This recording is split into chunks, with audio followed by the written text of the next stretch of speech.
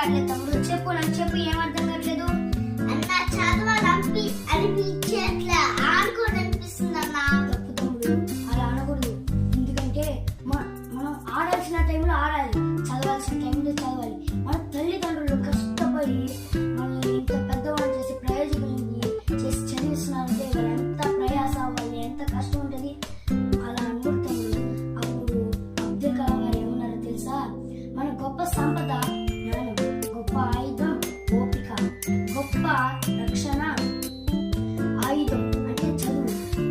అవన్నీ మనలో ఉంటే మనం ఆడుకోవడానికి చదవాలి చదవాలి అన్ని చదవాలనిపిస్తుంది. తప్పుతాము. మనం ఎప్పుడు ఓపిక కలిగి చదవాలి. చదువు ఇష్టం లేని వాటిని ఎత్తుకోవాలి, ఇష్టం లేని వాటిని ఇష్టం ఉండేటట్టుగా చదివితే మనకి ఇష్టం ఉంటుంది చదువుకి. ఓకేనా?